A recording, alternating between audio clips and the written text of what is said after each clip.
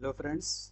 तो आज हम क्लास सेवन्थ SCRT बोर्ड का जो हिस्ट्री है उसको स्टार्ट करने जा रहे हैं। आई होप आपने क्लास सिक्स का जो मैं भी वीडियो बनाया हूँ आप उसे देख लिए होंगे। अगर आपने नहीं देखा है तो मैं उसको डिस्क्रिप्शन में डाल दूँगा लिंक, आप वहाँ से देख सकते हैं। वो आपके एग्ज़ाम के लिए काफ़ी महत्वपूर्ण रहेगा। जैसे कि आपको पता ही है कि मैं BPSC TRE 4.0 और बिहार स्टेट को टारगेट करके इस PPT को बना रहा हूँ, जो आपके SCRT बिहार बोर्ड की पुस्तक से एक कंटेंट लिया गया है। ठीक है, तो चलिए चैप्टर को स्टार्ट करते हैं। तो पहला चैप्टर है जिसका नाम आप देख रहे हैं, कहाँ कब और कैसे। ठीक है, तो इस चैप्टर में जो भी इम्पोर्टेंट पॉइंट है उसको यहाँ पे मेंशन किया गया है। तो पहला पॉइंट देखते हैं कि मुगल वंश के संस्थापक बाबर ने हिंदुस्तान शब्द का प्रयोग वस्तुतः संपूर्ण उपमहाद्वीप के लिए किया था। ठीक है, तो जो बाबर थे मुगल वंश के संस्थापक, उन्होंने जो हिंदुस्तान शब्द का प्रयोग किया था वो किसके लिए किया था? तो इस भारतीय उपमहाद्वीप के लिए किया था। ठीक है, अगला पॉइंट है, बिहार शब्द का सबसे पहले प्रयोग 13वीं शताब्दी के एक इतिहासकार थे जिनका नाम है मिनहाज उस सिराज, जिन्हें मिनहाज ए सिराज के नाम से भी जाना जाता है।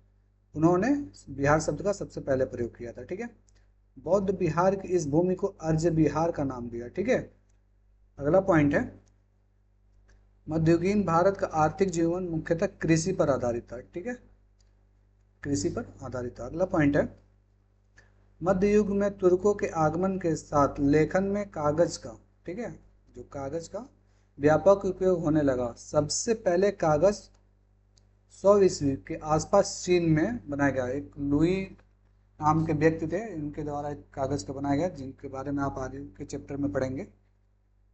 फिलहाल आपके इस चैप्टर में उनका नाम मेंशन नहीं किया गया। अगले स्लाइड पे चलते हैं।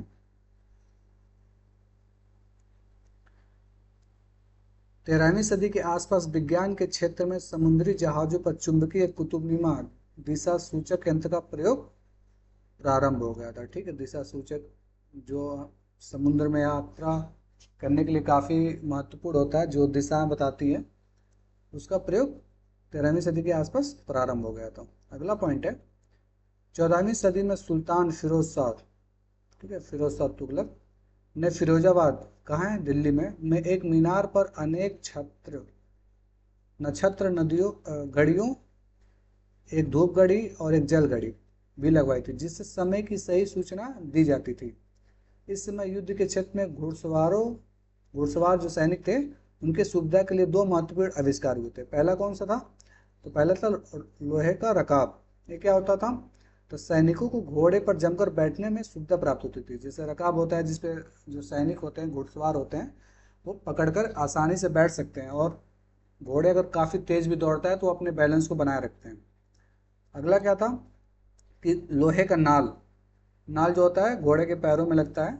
इससे नरम जमीन पर घोड़े के पैर को अच्छी पकड़ प्राप्त होती थी, और साथ ही साथ खुरदरे और कठोर धरातल पर जो घोड़े के खुर होते थे, खुर जो होते हैं वो सुरक्षित होते थे। ठीक है, सुरक्षित रहते थे। अगला पॉइंट है, नियमों का पालन बड़े बुजुर्गों की एक सभा करवाती थी जिससे इलाकों में जाति पंचायत, ठीक है, किस नाम से जानते थे? तो जाति पंचायत के नाम से जानते थे, कहा जाता है। अगला एक शब्द मेंशन है, अभिलेखागार। इसका क्या मतलब होता है? ऐसा स्थान जहां दस्तावेजों और पांडुलिपियों को संग्रहित किया जाता है। ठीक है, उसे क्या कहा जाता है? अभिलेखागार कहा जाता है।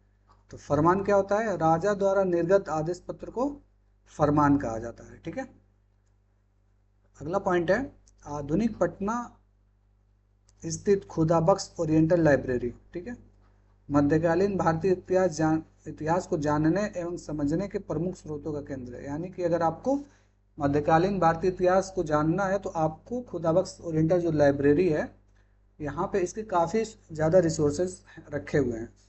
ठीक है, अगला पॉइंट है, लघु चित्र को मिनिएचर कहते हैं। ठीक है, क्या कहते हैं? मिनिएचर। ये इंपॉर्टेंट है, आप इसको इम्पोर्टेंट में लेके चलेंगे। ये दोनों भी आपको इम्पोर्टेंट पॉइंट है, इसको आप मेंशन कर लेंगे। अगला जो पॉइंट है, कल्लड़ की राज तरंगिणी में कश्मीर के इतिहास का वर्णन है। ठीक है, कल्लड़ काफ़ी फेमस रचना है, तो आप इसको मेंशन कर लेंगे अपने कॉपी में भी। आई होप आप जो भी जब भी लेक्चर देख रहे होंगे तो कॉपी पेन के साथ बैठ रहे होंगे। तो अगले पॉइंट पे चलते हैं। अलबरूनी की पुस्तक तहकीक हिंद, जिसे तारीकुल हिंद के भी नाम से जानते हैं, ठीक है, से तत्कालीन समाज, धर्म, रीति रिवाज आदि पर विस्तृत एवं प्रमाणिक जानकारी मिलती है। यानी कि जो अलबरूनी की जो पुस्तक है, जिसे तारीकुल हिंद या तहकीक हिंद के नाम से जानते हैं, उससे क्या होता है कि उस समय के समाज में जो धर्म व्याप्त था, रीति रिवाज कैसी थी, इसके बारे में महत्वपूर्ण जानकारी प्राप्त होती है। अगला पॉइंट है, मिनाज उस सिराज ने तबकात नासरी, ये इंपॉर्टेंट है, आप इसको लिख लेंगे कि मिनाज उस सिराज की जो रचना है वो क्या थी, तबकात नासरी में मोहम्मद गोरी एवं गुलाम बख्श के शासन पर विस्तृत चर्चा है, ठीक है। यानी मोहम्मद गोरी और गुलाम वंश के बारे में जानकारी हमें किससे प्राप्त होती है, तो मिनाज उस सिराज की जो रचना है तबकात नासरी से प्राप्त होती है, ठीक है। ये इंपॉर्टेंट है, रचना के बारे में सुमेलित कीजिए से क्वेश्चन बन जाते हैं लेखक उनकी रचनाओं से, तो आप इसको भी ध्यान रखेंगे। अलबरूनी की पुस्तक जो है तहकीक हिंद या तारीकुल हिंद जो भी है, आप इसको भी याद रखेंगे, ये भी इम्पोर्टेंट है, आप इसको इम्पोर्टेंट मार्क करके चलेंगे। अगला पॉइंट है, जियाउद्दीन बर्नी की पुस्तक, ये भी एक इम्पोर्टेंट पुस्तक है, तारीख फिरोजशाही, किनकी पुस्तक है, जियाउद्दीन बर्नी की, में तुगलक वंश के राजनीतिक घटनाओं, शासन प्रबंध एवं सामाजिक स्थिति का वर्णन है, ठीक है। अगला पॉइंट है, अबू फजल ने कौन सी रचना की थी, अकबरनामा। अकबरनामा में अकबर के शासनकाल का प्रशासन एवं राजनीति का चित्रण है, ठीक है, तो ये भी इम्पोर्टेंट है। इसमें सारे इंपॉर्टेंट पॉइंट ही हैं जो आपके एग्जाम में पूछे जा सकते हैं और पूछे जा चुके भी हैं अलग अलग एग्जाम में देखा जाए तो, ठीक है। जियाउद्दीन बर्नी ने तारीख फिरोजशाही, ये भी इम्पोर्टेंट है, लिखा है, ठीक है। तो जियाउद्दीन बर्नी की रचना कौन सा है, तारीख फिरोजशाही, जो यहाँ पे भी बताया गया। अगले पॉइंट पे चलते हैं।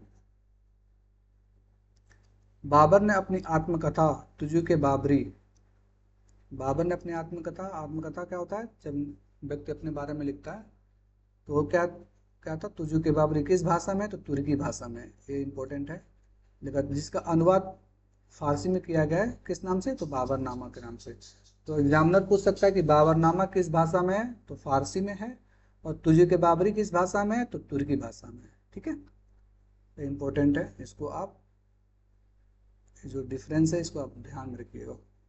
अगला पॉइंट है, अफ्रीकी यात्री इब्न बतूता का वृत्तांत रिहाला, यानी जो इब्न बतूता हैं उनकी रचना है रिहाला। इब्न बतूता जो थे वो मराकस, मोरक्को के निवासी थे, ठीक है। वह मोहम्मद बिन तुगलक के शासनकाल में हिंदुस्तान आए थे और लगभग 14 वर्ष तक रहे थे, ठीक है।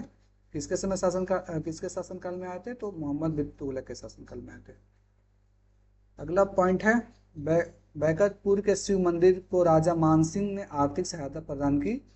रोहतासगढ़ में निर्मित हरिश्चंद्र मंदिर के निर्माण का भी जो श्रेय जाता है या यश जाता है वो भी राजा मानसिंह को ही जाता है। अगला जो पॉइंट है अपना, सन 1328 ईस्वी में दिल्ली के सुल्तान मोहम्मद बिन तुगलक ने आदेश जारी किया कि वह दिल्ली से दूर दक्षिण में दौलताबाद जाकर बसे, यानी कि दिल्ली से दौलताबाद की राजधानी किसने हस्तांतरित की थी, तो मोहम्मद बिन तुगलक। इनके बारे में आप अभी नेक्स्ट चैप्टर में डिटेल में थोड़ा सा पढ़ेंगे, आपके चैप्टर में दिया हुआ है, अभी यहाँ पे बस एक ही पॉइंट इनसे रिलेटेड है, ठीक है। अगला जो पॉइंट है, इसामी ने फुतूस सलातीन लिखा है, ये भी इंपॉर्टेंट है, आप इंपॉर्टेंट मार कर लेंगे। मुख्यतः इस चैप्टर में ज़्यादातर जो इतिहासकार है उनकी रचनाओं के बारे में मेंशन किया गया। तो इसामी ने कौन सी रचना की थी, तो फुतूस सलातीन, ठीक है। तो इस चैप्टर में आपको इतना ही इम्पोर्टेंट पॉइंट थे जो आपके एग्ज़ाम में काम आ सकते हैं।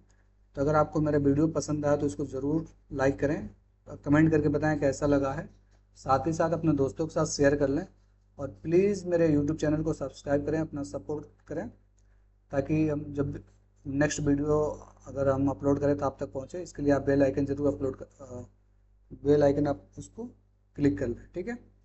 अगर आप यूट्यूब पे जाके सर्च करते हैं @परीक्षानामा ऑफिशियल, तो आपको इस लोगों के साथ परीक्षानामा नाम से चैनल दिख जाएगा, तो आप प्लीज़ इसको सब्सक्राइब कर लें। धन्यवाद।